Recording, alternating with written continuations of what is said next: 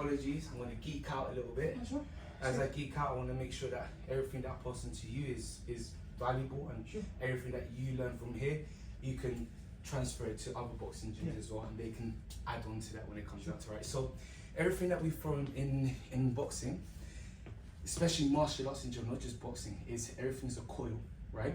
A coil simply means that we're shortening one limb and we're lengthening another limb, right? And it's also best to be offline, right? Everything that we've been taught traditionally is straight punches, boom, boom. Your head is very neutral, body's very neutral, and you're throwing from this limb position. As you start getting into sparring or technical sparring or more realistic scenarios, as you're in that little fight or flight mode, all that goes out the window. And what comes out naturally, especially when we're throwing anything, is that our spine bends. Our head comes out the line. So what I'm going to teach you here is called a coil, right? So all I want you to do in your boxing stance, nice and relaxed, I want you to throw a jab in with your freeze in that jab position. You can hit that one, right? So in this freeze position, if I was, as I push you, I want you to push against me in 3, 2, 1, push against me, perfect, good. So here, you'll naturally want to go here, right? We don't want that, because what we want, when you overreach, let's say if you did miss a punch, you've overreached for a counter, right? So the safe way to miss and be very secure is if I throw it again, stay right there. All I'm going to get you to do, I'm going to be in front of you and mirror me. You're in this nice neutral position, traditional jab. With this elbow, you're going to drag this elbow down towards your hips as you're bending both your legs. And as I'm dragging this elbow towards my hips, that's a coil, right? So if I'm hit, that's the one, perfect. Do that one more time and stay there. Just gonna go side bend even more. There we go, see that? So that's that little string. So you're basically turning into a spring, right? And as you're springing that position, so now don't think too much on squatting. So keeping these soft. There we go, that's it, nice and soft. And you're basically just driving this elbow down here. That's it, and again, boom, there, that's it. Boom, that's the one. Boom, boom.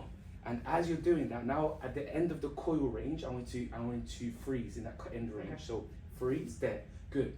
Now, as you're pulling your shoulder back even further, you're adding that rotation and coil at the same time. Now stay there. Now, I'm gonna push you and I want you to activate your back foot in 3, 2, 1, push against me. There we go, see how stable that is, right? You can see the stability, you don't feel like you're gonna push back. This is solid, right? Now stay where you are even further. In a real life situation, you've hit me. If I throw a lazy jab and I've hit, your head is off the line. Immediately, right? This is the beauty of the art of boxing that people miss, right? So there's nothing wrong with throwing, you can come back to that. There's nothing wrong with throwing neutral punches. The neutral punch is to deceive the opponent, right? We're trying to set them up, right? So when we're sparring and we're here, we're tapping, boom, then you will see boxers always tapping the limb. We're trying to psychologically be like, I can touch you. But the moment they throw a lazy jab, let's say I threw a lazy jab, and simultaneously while you threw a coil jab in 3, 2, 1, boom, straight away. And even worse, if I step in and you are literally just a brick wall. You're just coming in, you're just, everything is timing. Boom, boom, boom. That's the coil, right? So now, this is the beauty of coiling. We've learned a normal number 1, which is the jab. That's the one. So whenever I say 1 on its own, it's a traditional 1. Boom, perfect. Boom. When I say coil 1, you coil into that offline. That's perfect. See that, right? So we got 1, coil. Oh, beautiful. Good. And again, 1, coil. Beautiful. No matter what it is, you see the difference, right? And you can apply that coil with the body as well, not just the head. You can go 1 to the head, coil to the head, coil to the body. Nothing changes. It's just the positioning of your hand. 1 to the head, coil to the head, and coil to the body, which is just straight to the gut. Nothing changes. You're still secured. It's just still doing that elbow to hip. Boom, boom, and it's even better because let's say you do a coil 1 again. Boom, that's the one. And let's do it in this side actually. Right. So we've got a normal 1. A coil 1, bah, good. Now stay here. Now we reset again and do another coil 1. Boom. See that? Even if I went to the body, you're still protected. And you're still messing the guy Still up. powerful with it. Still Potential powerful. number 2. You're well grounded. You're not losing your balance. Yeah. And on top of that, while you're getting used to the fluidity of foot movement, you can easily just switch the gears, right? And that's why I wanted to teach you the coil. Now that we've learned the coil with your lead hand, we want to learn the coil from the rear hand, which is even more deadlier, right? Yeah. So if I'm coming and you throw a normal backhand, stay here, good. Now, what we're going to do, we're going to focus on the mechanics of the backhand from first, right? Sure. So now, throw the backhand and freeze. There, perfect. So stay right there. Good rotation here, but the only limiting factor is your heel. Your heel is going to pivot even further. You're going to bend this leg even more. Right, there we go. So you're bending both your legs. And this is where you're going to get that rotation. There we go. This is that fundamental rotation that we want to get, right? Then you pivot back with the feet. There we go, that's it. So whenever you come back to your guard, this leg is always going to follow this arm. It's always your puppet. Good, and again, perfect. Yes, good. Now we're going to go even further to make yourself even more comfortable for your anatomy, right? So if I'm here, I never want to have my feet too in line with my front foot. If I do that, no matter how great I am, if I throw, I'm going to lose that balance straight away. So I want to step this leg out even further, roughly 45, right? Now that I'm in that 45-degree angle, I can abuse that pivot. I can abuse it with my backhand, I can abuse it with my rear hook, and I can abuse it with my rear uppercut. So I like to call this the even power, right? Even numbers is your backhand, which is your number 2. Even number 4, which is your rear hook. Even number 6 is your rear uppercut.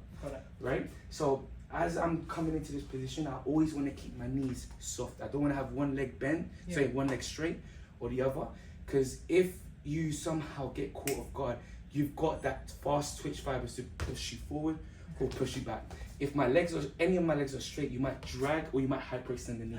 And I've already had one knee injury. I'm not having anyone get another knee injury. So now you can show me the pivot again on the backhand. Perfect, good, perfect. Let's stay right there again. So throw and freeze. Throw and freeze, good. Now you're in that freeze position. Do that one more time. Now, if I shorten this elbow in the coiled position, you're going to bend the leg, coil that position. Now pull that shoulder back. Perfect. Good, and this is where I'm going to push you, I'm going to push me back in 3, 2, 1, push, and draw, and shorten this, there we go, right? Short, so one short, one long, yeah? That's the coil position that we're coming in. Then you pivot back to balance. Yes, there we go, right? We're going to come over to this side now, just so we can see this elbow in the camera, right? So I go one more time, I go forward number 2, good. Now you're going to coil, there we go, stay right there. I'm going to use this hand. If I was to throw my backhand, you're already offline, right? So the moment you shorten that elbow towards that hip, you are sorted, right? And then you pivot back, good, right? So if I show you from here as well, notice this elbow, I always want to aim for that hip. Here, see how close that is, right? I'm not keeping it here, right? I don't want to have a slack coil, I want to have an exaggerated coil as much as possible. And notice that as I'm coiling, you're feeling the force from the balls of your feet. So when I'm coming, let's say you lift up your right hand, you're gonna hold my hand, right? That's all right. So here's a normal 2. Now, because my back foot and my balls of my feet are facing you, that's where the force is gonna generate from. If my heel is up here, the force directs something else, elsewhere. If I'm here, this is already fundamental correct. Now, as I pull the shoulder back and coil, I'm pushing you even further. You see that, right? Because I'm putting all my body weight. I'm putting all my body weight onto you, and I'm also stiffening up my arm, right? So now I want you to do that as well. So 1, coil, good. 2, coil. Wait, and again, let's try that 2. Boom, that's it. Now throw the 2 and pause. Here, that's where I want that coil to be, and don't forget, right here in that pad. See that? Even though the coil, you're rarely gonna see your opponent. My head is tucked away, but my eyes are still looking up. It's more like a placement rather than I gotta see where I'm hitting. No, you gotta trust that that punch is gonna land. Exactly, right? Also, don't forget to pivot on that coil. Yeah, I see, yeah? Because I saw you finishing a good coil, but you forgot to lift up the heel. Push off from the balls of your feet, right? Let's try that again. Let's practice the coil 2, right? So I go coil 2. Where you go? This one. Coil 2. That's the one. Stay right here. Now push against me. There, see? No connection, right? So when you throw that coil, I need to feel your whole body weight. So if I'm here, even be forward. Yes, bring your feet even further, like a little bit wider. Okay. And instead of wide and linear, I want wide and squared. Okay. Right? When you're wide and squared, you can easily pivot and stay anchored on the front foot. Okay. Right? So coil, push from the back. Sure, yeah. Yes. There we go. Stay right there. That's Good. perfect. Stay right there. Stay. Keep balance. Yeah. That's the perfect position. Keep that heel elevated. Just pull and push. Okay. Yes, that shoulder. Step on. That was the last cherry on top. Everything was perfect. Pull and push. Pull it in that position. Yeah. Shorten and lengthen. That's the one. And there we go. There we go. Good. That's the one. See that? As you're coming in, you're pulling and pushing and coiling at the same time. Pulling, push, and coil.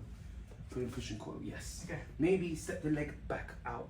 There we go. And I'll pull and push from it. There you go. Now you've got more base to work with and more drive. Okay. Right? Awesome. Because if you have your feet too narrow, Yeah. you might you can still get pushed back. Do you know what I'm saying? Yeah, you need a good base. A good base, yes. Jab, coil, good. Backhand, good. Coil, beautiful pivot. That's what I'm looking for. And again, jab, coil, good. Backhand, coil, yes. And we keep this going. Here we go. Jab, coil, 2, coil, yes. 1, coil, 2, coil, good. Jab, coil, good. 2, coil, yes. One more, jab, coil, 2, coil. Beautiful. Okay.